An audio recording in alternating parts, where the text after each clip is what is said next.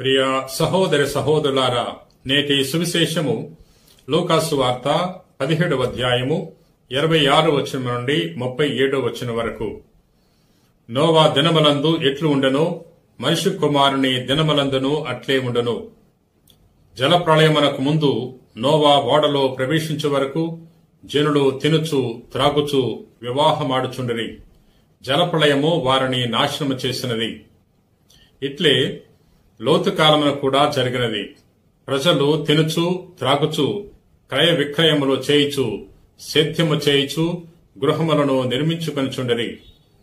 కాని లోతు సొదొమ నుండి బయలుదేరిన దినమననే ఆకాశము నుండి అగ్నిగంధకము వర్షింపగా అందరూ నాశనమైరి. మనిషి కుమారుడు ప్రత్యక్షమగు ఆ రోజు ఇట్లే ఉండెను. ఆనాడు మిద్దె మీద ఉన్నవాడు సామగ్రి కొరకు క్రిందికి దిగిరాకూడదు. పొలములో ఉన్నవాడు ఇంటికి మరలిపోరాదు. లోతు భార్యను గుర్తు చేసుకొనుడు.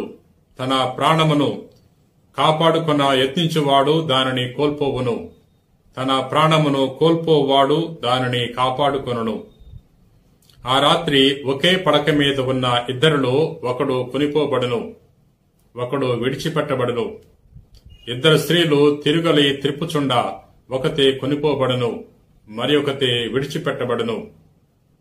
ప్రభు, ఇది ఎక్కడ జరుగును అని శిష్యులు ప్రశ్నించిరి. కళేబరమున్న చోటనే రాబందులు చేరును అని యేసు బదులు పలికెను.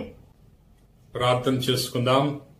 ప్రేమ కలిగిన ప్రభువా, దయగల సర్వేశ్వర, ప్రభువా, నేటి వాక్యం ద్వారా మాతో మాట్లాడినందులకు నీకు వేలాది వందనాలు. ప్రభువా, నీ కుమారుని యొక్క రాక గురించి ధ్యానం చేసుకుంటున్నాం. మేము మా జీవితంలో నీ కుమారుని యొక్క రాక కొరకు సిద్ధపడి జీవించే వాక్యాన్ని దయచేయండి. ప్రభువా, ఈ రోజున ఈ వాక్యాన్ని ఆలకించి ప్రార్థన చేయించిన వారందరినీ కూడా ఆయురారోగ్యములతో సుఖ సంతోషాలతో దీవించమని మా నాథుడైన క్రీస్తు ద్వారా మనవి చేయించున్నాం తండ్రి.